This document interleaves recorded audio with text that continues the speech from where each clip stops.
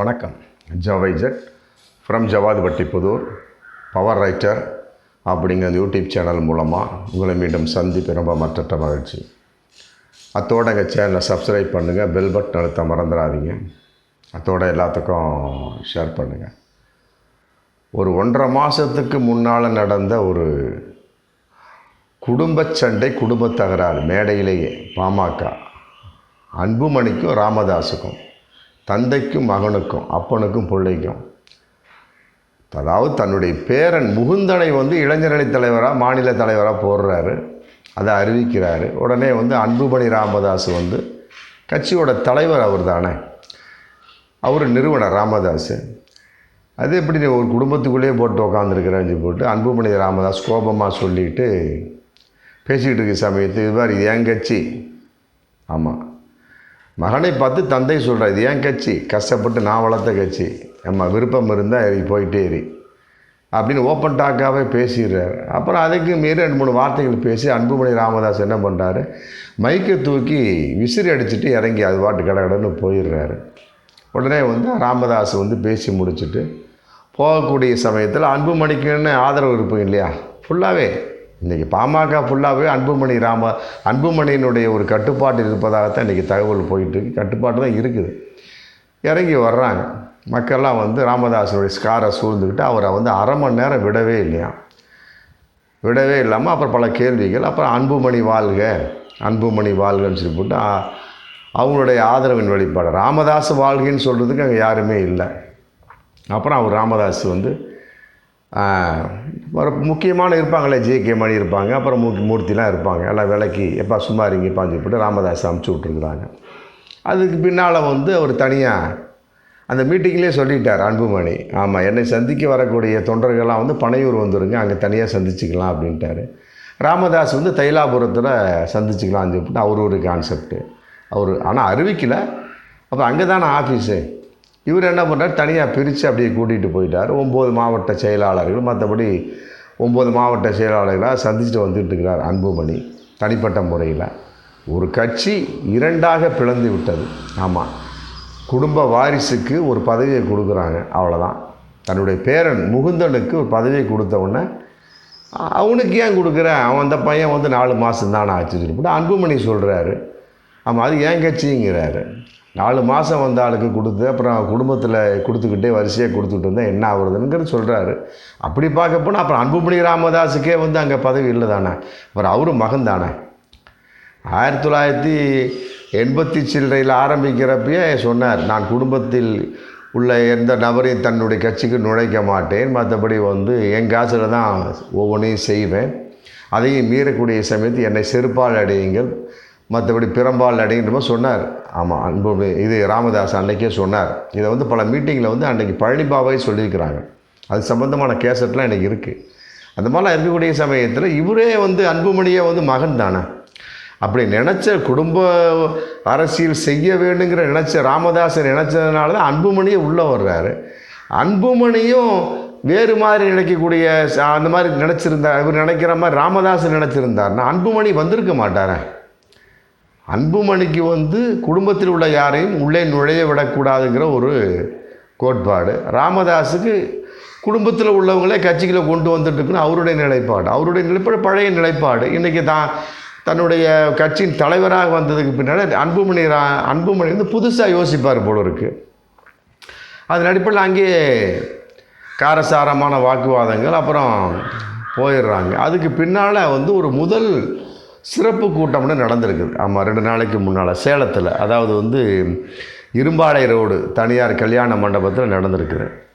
ஆமாம், அதில் ராமதாஸ், அன்புமணி, மற்றபடி நிர்வாகி எல்லாமே கலந்துருக்கிறாங்க. கலந்து உட்காந்து பேசிகிட்டு இருக்கிறார். ஆமாம், பேசிகிட்டு இருக்க சமயத்தில் ஒருவருடைய ஒரு முகத்தை ஒருவர் பார்க்கவில்லை அப்படிங்கிற ரொம்ப அதிர்ச்சிகரமான ஒரு தகவலாக எனக்கு போயிட்டு, ராமதாஸ் முகத்தை அன்புமணி பார்க்கலையாம், அன்புமணி முகத்தை ராமதாஸ் பார்க்கலையாம். 2 பேர்த்தையும் தொண்டர்கள் பார்ப்பாங்களா இல்லையா? யாராக இருந்தால் தான் என்னங்க, தொண்டர்கள் தான் ஒரு கட்சிக்கு முக்கியம். புரியுது? உடம்பு என்ன இருந்தாலும் என்ன பண்ணுறது, முக்கியம் என்ன, அது ரத்தம், அந்த இருதயம், அந்த இது மாதிரி முக்கியமான ஒரு விஷயம் அவங்க தொண்டர்கள் தான். தொண்டர்கள் இல்லைன்னா எந்த கட்சியுமே கிடையாது. அது பாமகவாக இருக்கட்டும், தமாகவாக இருக்கட்டும், அதிமுகவாக இருக்கட்டும், திமுகவாக இருக்கட்டும், யாராக இருந்தாலும் சரி, தொண்டர்கள் எங்கு மதிக்கப்படுகிறார்களோ அங்கு தான் வந்து அந்த அரசியல் நிலைக்கும், அந்த கட்சி தான் வளரும். அதன் அடிப்படையில் வந்து தொண்டர்கள் அவங்க உத்து பார்க்குறாங்க. பார்க்கக்கூடிய சமயத்தில் 2 முகத்துலையுமே ஈயாடலை. கடைசி வரைக்கும் மீட்டிங் முடிகிற வரைக்கும் அன்புமணி வந்து ராமதாஸ் முகத்தை பார்க்கல, ராமதாஸ் வந்து அன்புமணி முகத்தை பார்க்கல. ஆனால் ராமதாஸை பாராட்டி அன்புமணி பக்கம் பக்கமாக பேசினாராம். அதன் அடிப்படையில் வந்து பார்க்கக்கூடிய சமயத்தில் முகத்தை பார்க்கணுமா இல்லையா, இல்லை அப்படிங்கிறது இன்றைக்கி பாமக தொண்டர்கள் வந்து ரொம்ப அப்செட் ஆகி ரொம்ப விரக்தியாக இருந்துகிட்ருக்காங்க. அந்த மேடையில் வந்து ராமதாஸ் பேசியிருக்கார். ராமதாஸ் பேசுகிறது ரொம்ப எளிமையாக தான் பேசியிருக்கிறார். அதை வந்து பாமக வந்து ஒரு சமூகத்துக்கு உண்டான கட்சி இல்லை, எல்லா சமூகத்துக்கும் இணைந்த மாதிரி ஒரு கட்சி.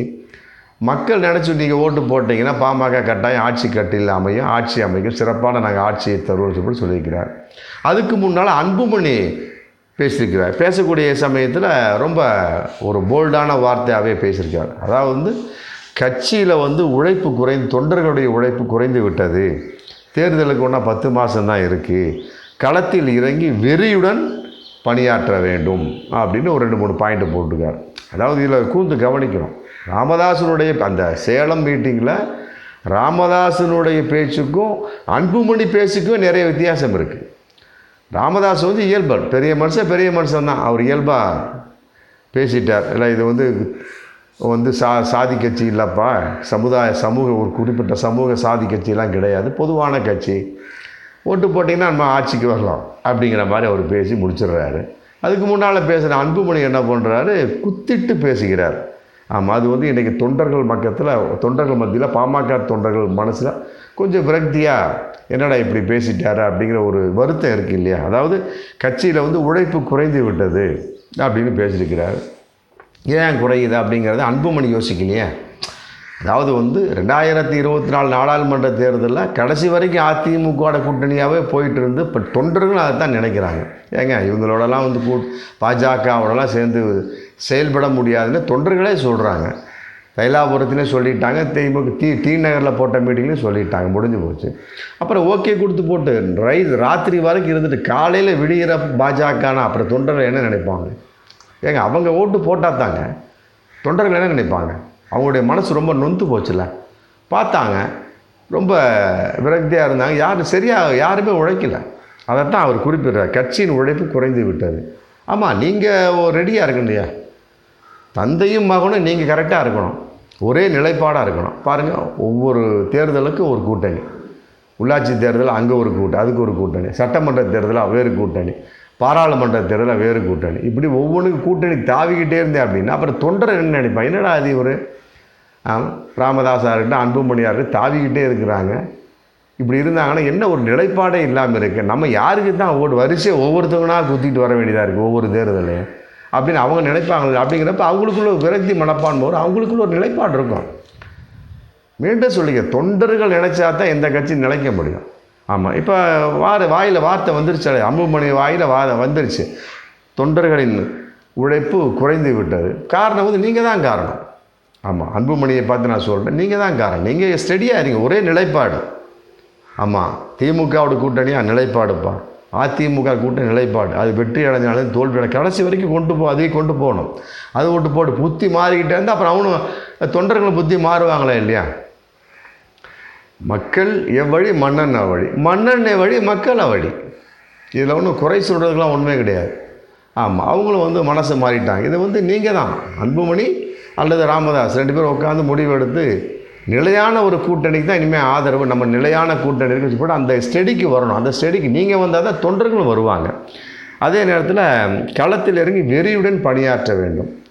ஸ்டெடி இருந்தால் தான் வெறியுடன் பணியாற்ற. அப்படி பேசிட்டு அன்புமணி என்ன பண்ணியிருக்கிறார், ஒரு குறிப்பிட்ட ஒரு நிர்வாகியை பார்த்து, என்ன உன் மூஞ்சியை பார்த்தா வெறியே இல்லை, வெறியே வர்ற மாதிரி தெரியலையே அப்படின்னு சொல்லி போட்டு ஒரு கேலியா கிண்டலா இல்லை ஒரு கலாச்சாரம் அப்படின்னு தெரியல. அந்த தொண்டர் வந்து ரொம்ப அதிர்ச்சியாக பார்த்தாராம்.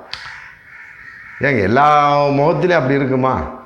இல்லை ஒரு சில தொண்டர்கள் இருப்பாங்க, அது வெளிக்காட்டிக்கும், வெறினா உட்காந்துருக்க முடியுமா, உட்காந்துருக்க முடியுமா? அதுக்காக தொண்டர்களை பார்த்து கேட்கக்கூடிய ஒரு விமர்சனமாக, சொல்லக்கூடிய விமர்சனமாக அது. அன்புமணி வந்து இதை திருத்தி கொள்ள வேண்டும், அப்படிலாம் பேசக்கூடாது. பேசுகிறீங்கன்னா அப்புறம் தொண்டர்கள் இன்னும் வந்து விரக்தி ஆகிடுவாங்க. என்னடா இது ஒரு கட்சின்னு சொல்லிட்டு அவன் பாட்டு போயிட்டே இருப்பான். இப்போயே ஏகப்பட்ட பேர் கட்சிகள் இருந்துக்கிட்டே ஓட்டு போட மாட்டேங்கிறாங்க. அப்புறம் இப்படிலாம் சொன்னால் அப்புறம் அவங்க மனம் மாற வாய்ப்பு இருக்குது. நம்ம அன்புமணி அப்போல்லாம் சொல்லக்கூடாது. அப்படின்னா உன் மூஞ்சியை பார்த்து வெறி வர்ற மாதிரி தெரியல, அப்போ வெறியோடு உட்காந்துருக்கணுமா? நீங்கள் 2 பேருமே தந்தை மகன் அப்பனும் பிள்ளையுமே ஒன்றுக்கு ஒன்று முகத்தை பார்க்காம மேடையில் உட்காந்துருக்கிறீங்க, உருன்னு உட்காந்துருக்கிறீங்க. அப்படி இருக்கக்கூடிய சமயத்தில் தொண்டர் எவ்வாறு இருப்பாங்க? அவங்களாவது பரவாயில்ல, முகம் மலர்ச்சியோடு இருக்கிறாங்க, தொண்டர்கள் மேலே எந்த தவறுமே கிடையாது. நீங்கள் தான் உருன்னு உட்காந்துருக்கீங்க. அதுக்கு உருன்னு உட்காந்து ஓட்டு போட்டுருவாங்களா? ஒரு செயல்பாடு நடந்து விடுமா? ஏற்றுக்கொள்ள முடியாது. அன்புமணி திருத்தி கொள்ள வேண்டும். கடைசி வரைக்கும் பேசாமல் இறங்கி போயிட்டாங்களா 2 பேருமே.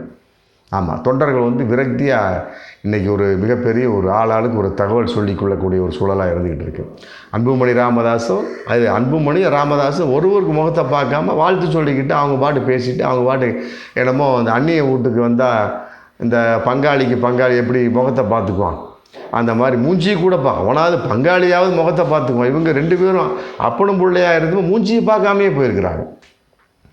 இதனால் என்ன ஆகுது? தொண்டருக்குள்ள விரக்தி ஏற்படும். அது நேரத்துக்கு இந்த மாதிரி கமெண்ட்ஸ்லாம் சொல்லிக்கிட்டு இருந்தாங்க அப்படின்னா தொண்டர் என்ன நினைப்பான்? உன் மூஞ்சியை பார்த்தா வெறி வர்ற மாதிரியே தெரியல அப்படின்னா ஏற்றுக்கொள்ள முடியாது. இந்த மாதிரி கமெண்ட்ஸ்லாம் போடாதீங்க, தப்பு அது. ஏன்னா நீங்கள் செய்வது ஒரு குடும்ப அரசியல், அது கன்ஃபார்மாக தெரிஞ்சு போச்சு. முதல்ல மகனை போட்டார், அடுத்து பேரனை போட்டார், மருமகன் வந்தாச்சு, மற்ற சோர்ஸ் எல்லாம் வந்துக்கிட்டு இருக்கிறாங்க. எத்தனையோ பேர் இருக்கிறாங்க. ஆமாம், ஜிகே மணி போன்றவர்கள்லாம் இன்றைக்கி ஒதுக்கி வைக்கப்பட்டு தனிப்பட்ட முறையில் இருக்கிறாங்க. வந்தார், அப்புறம் அதுக்கு பின்னால் அன்புமணிக்கு கொடுத்தாச்சு. அவர் இருக்கிறார், முன்னாள் தலைவர் அவர் தான் ஜிகே மணி. இருந்தாலுமே கூட எத்தனை பேர் இருக்காங்க எதிர்பார்ப்பாக இருக்கக்கூடிய சமயம். அவங்களுக்கெல்லாம் ஒன்றும் இல்லாமல் அன்புமணிக்கு கொடுத்தீங்கன்னா அப்புறம் அதுக்கு பின்னால் வரக்கூடிய பேரனுக்கு கொடுத்தா அப்படின்னா அப்புறம் தொண்டர் எப்படி இருப்பாங்க?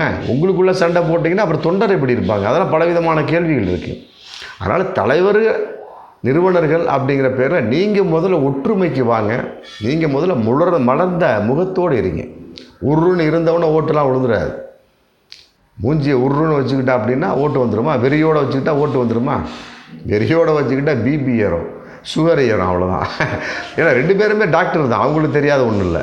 நம்ம ஒன்றும் டாக்டர்லாம் படிக்கலை. அன்புமணியும் டாக்டர் தான், ராமதாஸும் டாக்டர் தான்.